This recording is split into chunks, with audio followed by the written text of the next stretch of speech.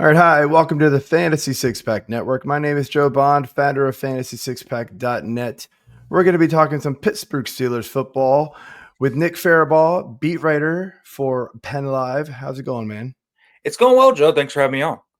Yeah, thanks for joining. We're going to jump into a bunch of questions here in just a second, but just want to remind everybody, please hit that subscribe button, that like button, leave those comments. We love to hear from you. And of course, our all access memberships are always open at Fantasy Six Pack. You get the award winning rankings, our draft cheat sheet, player projections, and then during the season, the DFS, the betting content, and a whole lot more. So go over there, use promo code F6P pods, and you'll save 15%.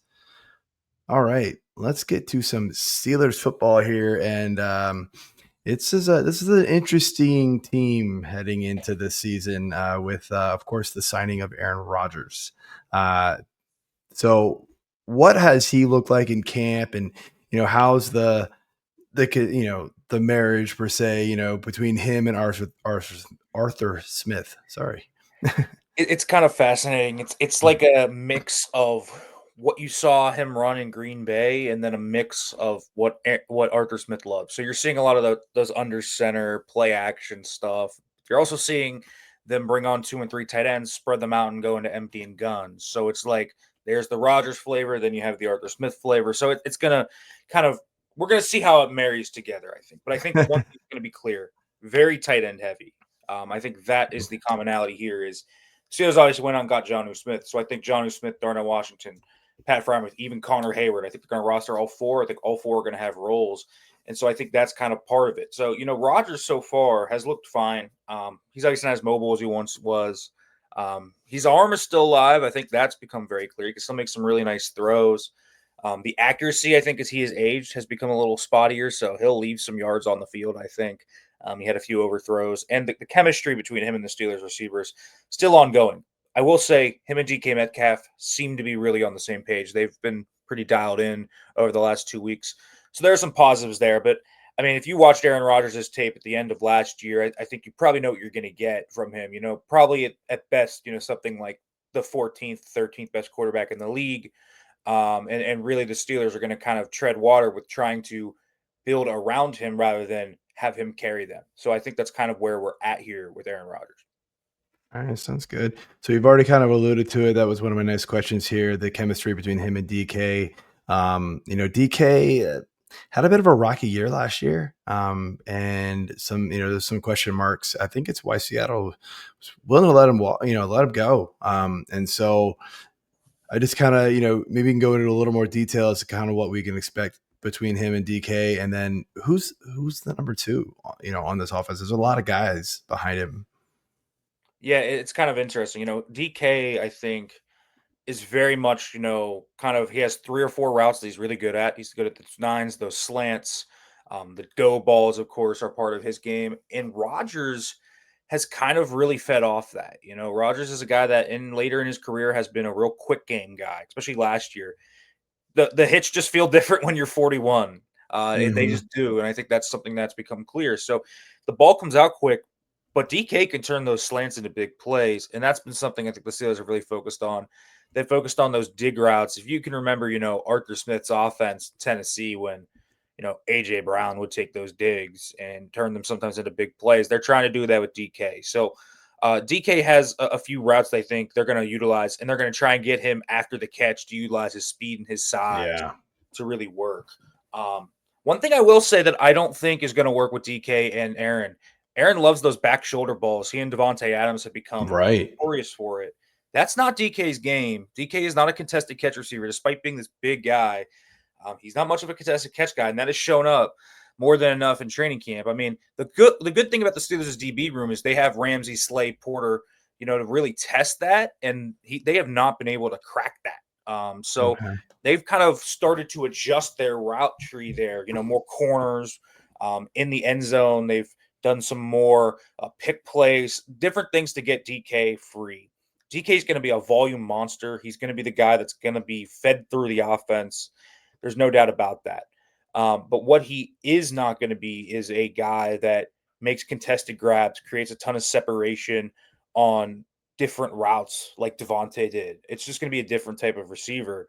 But if he has good hands, if he can turn some of those catches, those slants, those digs into big plays, I think that's what the Steelers are looking out for him. So Hopefully, they can get a few more of those types of things. Seattle felt like they were just saying, "Let's go long on like every route last year with Mhm. him." It's kind of the feeling, especially in the fantasy industry, it was just kind of like, "Why is he always going long? Like, do something else with him and get this guy the ball." And it sounds like they're trying to do that, so that's good to hear. yeah, they are, and I think that's become something that's been clear. The slants are going to be just huge. I mean, they throw Yeah. so many slants, and Rodgers loves slants too. DK loves slants, so that'll be something I think they're going to get him in. As for the wide receiver two question, I mean that's a tough one because Calvin Austin's hurt, and has an ab Mhm. injury right now. He hasn't practiced in like 2 weeks. He'll be fine for the season, but I think he's probably the wide receiver two. He's kind of the only one firmly entrenched somewhere. He's going to be the starting slot receiver. And that's going to be something I think that I don't even know how much it matters. I think they're going to be running so much double tight end, 13 personnel that what does a starting slot receiver really mean in the Steelers offense? How much 11 are you really playing? They'll play it enough, but I don't think it's going to be a high amount. So it's kind of interesting. The wide receiver two right now, at least in terms of snaps, has been Roman Wilson. That's who it's been. Okay. When they have gone to 12 personnel and brought in a second receiver, it's been him. He's come on over the last week and a half. He and Rodgers early in camp were like oil and water, could not get it down. He would run the routes wrong, or Rodgers would want him to run it flatter. There were details that weren't working there. And it seems like something over the last week has started to click there. They're starting to hook up on the same page. So I do think they really like Roman Wilson. I think the thing is, about this wide receiver room, honestly, is I just think, there's probably going to be an outside addition before the start of the season. I think that's probably coming. I don't know who it's necessarily going to be, but that guy could definitely eat into snaps. If it's, I think Gabe Davis came on a visit for them back in June. I think that's still in play. I think they'll look at the waiver wire if someone gets cut or for trades. That wide receiver two role is not safe if you're a wide receiver two. So it's kind of hard to put it into say who's wide receiver two right now, but it's probably Roman Wilson in terms of raw snaps.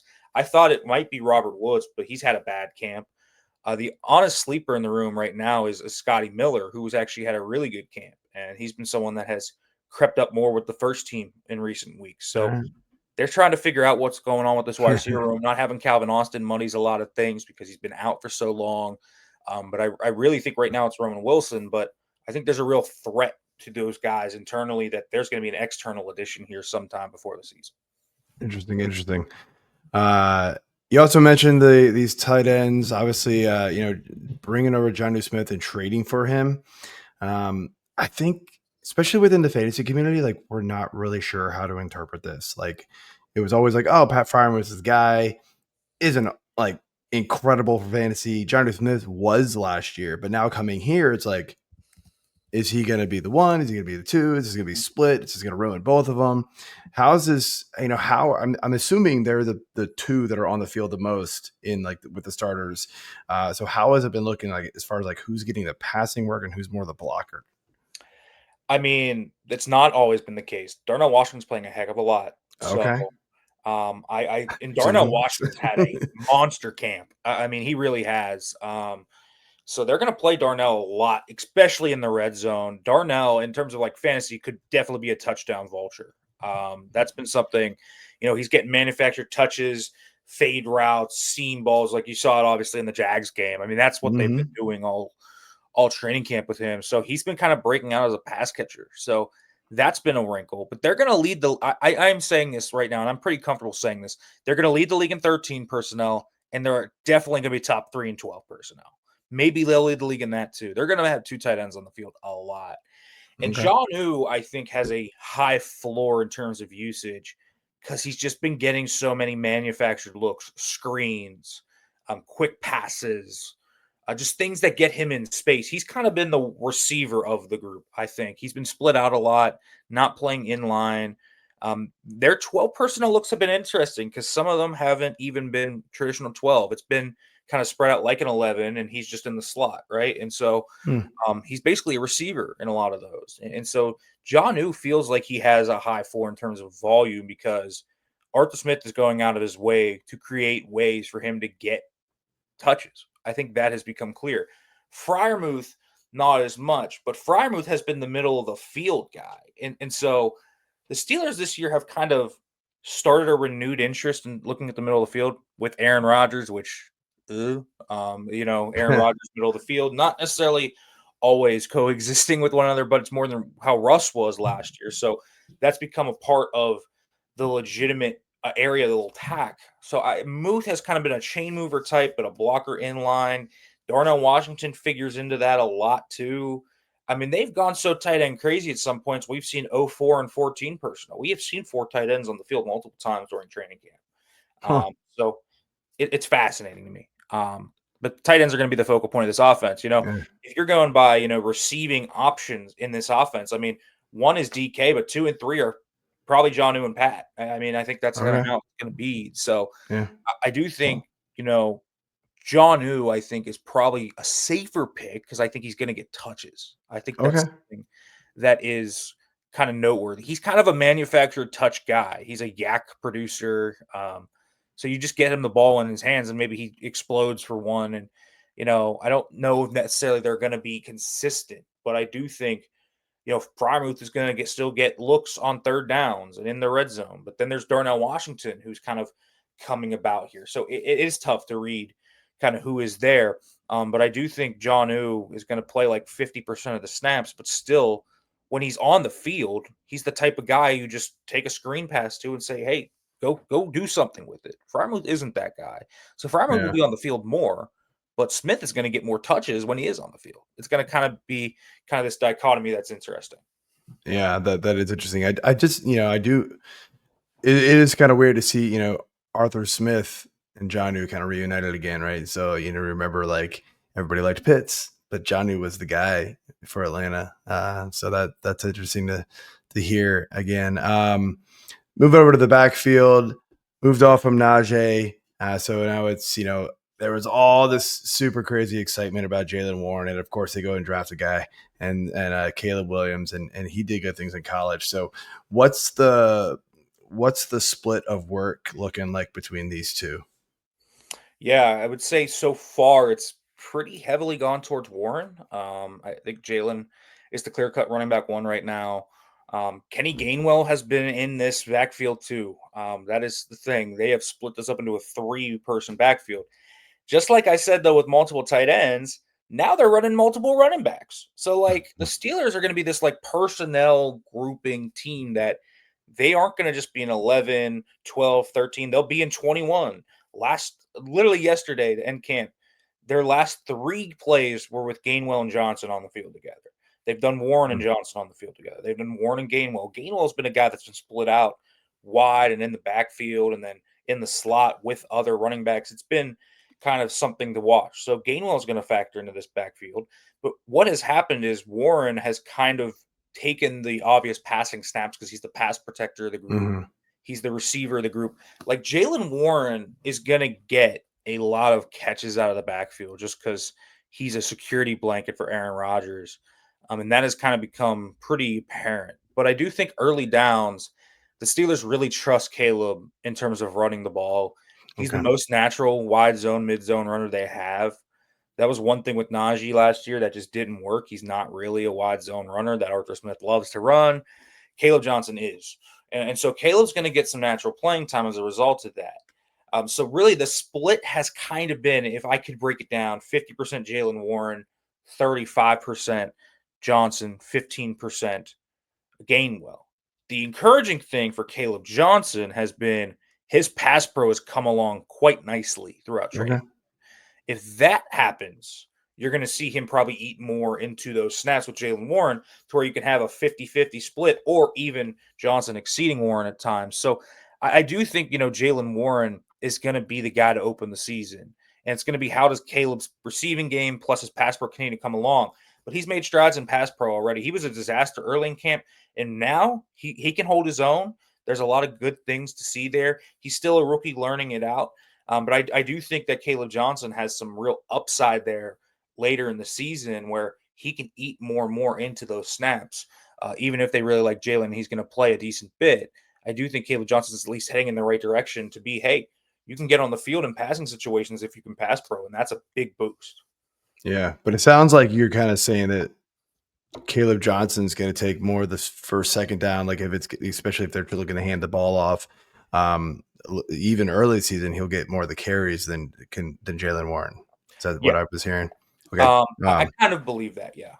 Okay. I mean, that's the belief on our ends over here. So that's good to hear.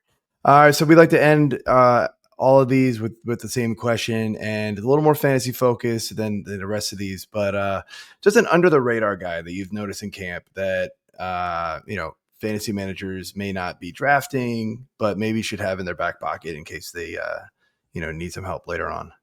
Yeah. I mean, I think Darnell Washington is the guy. Yeah.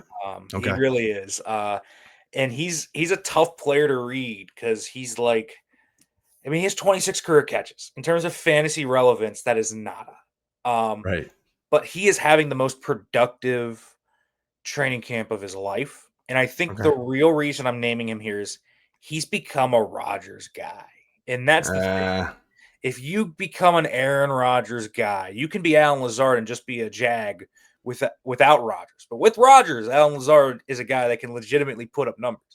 And that's kind of been something I think that's become very clear with Darnell is that Aaron Rodgers trusts Darnell and feeds him the football. And so they're going to run plays that get Darnell just up the field. He's not going to run more than like 3 or 4 routes. He doesn't need to. He runs a post, a corner, a seam ball, and maybe sometimes a curl just to throw you off a little bit. But that's going to come in the red zone. And what can happen with that is Darnell can have 30 catches, but hey, 7 of those could be touchdowns. And that could be something, especially if Jonnu or Pat Freiermuth get hurt, that could actually kind of rise up and be something. The other guy I would mention, we talked about Gainwell. If you're in a PPR league, he could be a guy as a receiver that if one of these guys goes down, especially if Jaylen Warren goes down and you want like a sleeper, if you're in like, I don't know, a 16-team league where you just need somebody as like a sleeper handcuff, that's the type of guy I'd go after because PPR leagues, I mean, he could legitimately, the way they have used him, and I think I haven't done training camp stats, but I would almost guarantee it. He's had more receptions in camp than rushes. So I think he's a fascinating play in kind of those types of leagues too. All right, good stuff, man. Anyway, that's it for us. But thank you for coming on. This was great information. Before we close it out, though, I want to give you a chance to say where people can find you and what you got going on this season. Yeah, you can find me on Twitter at FaribaughtFB, PennLive.com/Steelers. Got a lot coming. The joint practice with the Bucks, I think is going to be a fun one. And I got, I will break down kind of the roster as well and all of that. So make sure to check all of that stuff coming out. Great stuff. Great stuff. All right. That is it for us. If you're still around, hit that subscribe button, hit the like button. The playlist will be popping up over here for the rest of these videos. Go ahead and click on that and see you next time.